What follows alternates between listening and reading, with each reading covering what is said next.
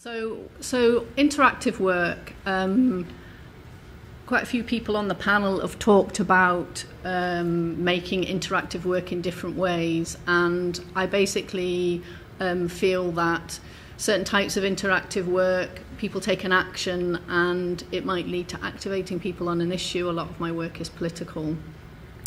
This is an image from our Tales from the Towpath story that was on at Manchester Literature Festival 2 years ago. So 5 of the episodes of the story were placed in geocaches. So these are some geocachers who not only did they do a tradable, so they made a little contribution to our story, they took a picture and also uploaded it to the geocaching website. So the last 2 pieces of interactive work that I've done have used augmented reality using this app, Zapper, which is free for people to download, and for personal artist use, very cheap for artists to use, a bit more expensive for brands to use, and it's mainly brands who've been using it. So we use this because we wanted to collaborate, as other people on the panel have said, with our authorship. And Jean-Paul, you said about everybody being creative. This is a quote from Michael Atterver's last book, Everyone is Creative, where he says about giving the viewer space to occupy the work themselves, which by reading a book you do give people that space. But I think with augmented reality we're going like in a different direction. It's not replacing the immersive experience that you have in a book, but it's providing something else. And this is just a little these are colouring books now that use augmented reality.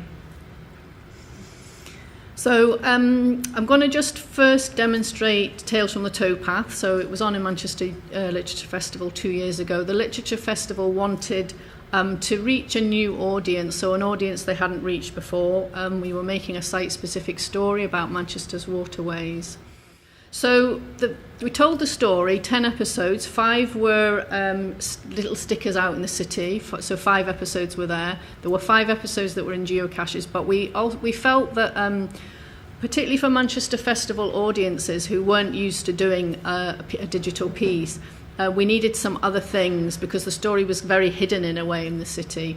And so the story culminated in a live performance on a canal boat. We also had some little mini projections onto water. And the image in the top right-hand side is somebody finding one of the stickers. We also did some guided tours, which I'll talk about at the end. So what I'm going to show you then, since we're not in Manchester, is a little bit of the story from the website. So this is the map that people would get in Manchester to go on the story. And these are the little geocaches, and these are the little zaps. So we'll just click on this zap here called the glass vial. And what we did with this is we just used Google Instant Street View, so at least people could see where the actual location that you would have been going to. So we'll have a little listen to one of the episodes. Tib peers down, looking for her reflection in the shallow gloop of the Irwell. There is nothing. There aren't any sharks in here now. She takes the vial stolen from the Museum of Water from her pocket and holds it up. Sunlight refracts off its contents. She squeezes the rubber stopper, testing its resolve. It seems stuck, but she could prise it off. Something catches her eye, a shadow beneath the bridge. She thinks it is a small human boy sludging awkwardly beneath her towards the old underground canal. Who else is in that tunnel? It's long enough to home hundreds. What difference would it make to them if she twisted the stopper free? If she tipped the vial empty? Within 50 millionths of a nanosecond, this last drop will change everything. So the thing that you don't get by just listening to it with the online version and not zapping it is that you don't actually get the augmented reality on the screen. And so if anybody wants to test that out, if you just go to the website, download the app,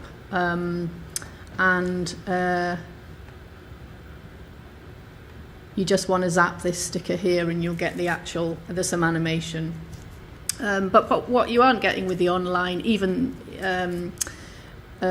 what you're not getting is the sensual experience of being in the location. So this is the location. And the zaps, the geocaches told the story of Manchester waterways in the past. The zaps told what might happen in the future if we carried on having the same relationship to water as we have at the moment. And the performance on the canal boat told the present day. And we also we ran 2 workshops to share our experience with other writers in the city, and we invited anyone to contribute, and so we got a few contributions, not loads, that we also wove into the story, into the life story. So what came after that Tales from the Towpath, I forgot to show you the slide, but there was a collaboration with 4 writers and media artists, and what came out of that was myself and Sarah Hymas were interested in carrying on with the augmented reality app, but in terms of poetry, because we're both poets. And so what we decided to do was make a kind of book app. And in the middle of trying to make this book app, which was a physical book and use the app, I got invited to do an exhibition in London. So we made these oversized artist books instead. So I'm just going to demonstrate one of those.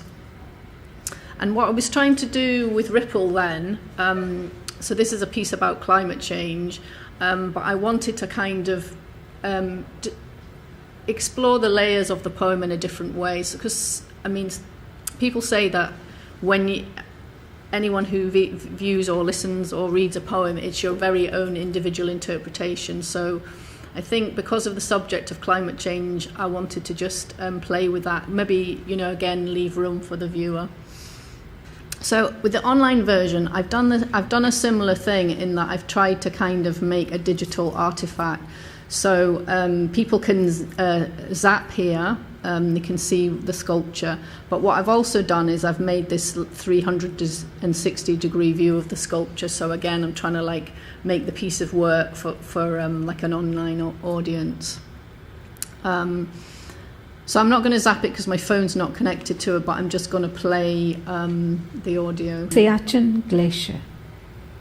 तुम हो पथरीले Barça में रहने वाली बहुतात कर्मजी जंगली गुलाब, नक्शे में 2 नोक पहाड़ की छोटियों से अनजोड़े, ये इख्तिलाफी सरहद जिसका कायदा कानून बेवकूफ़ बना देता है हर रियासत को.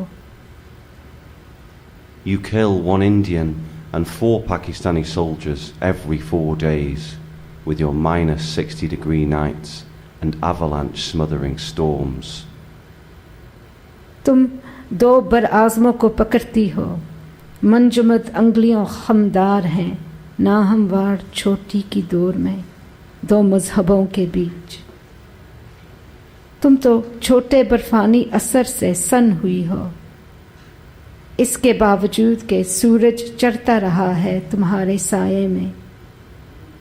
तुम पलकें चिपकाती हो इज्तिमा बादलों के आने वाले तूफानी हमले की तरफ, उनके बर्फानी बोसे ने तुम्हें घेर लिया. Your spring melt gushes into the Newber River, huge swathes of your sheer and tumble into the swelling waters. You are melted and cut with chemicals, polluting your tributaries, poisoning the snow bear, the white-winged river chat. So I feel like this is still very experimental, and so afterwards I'd really like people to have a go and give us some feedback. You'll notice that on this page nowhere is the poem printed, and that is because they want people to experience it orally as well as visually, and so be interested, particularly because in this poem it's in Urdu and English, for people to just give us some feedback on that. Great, okay, thank you.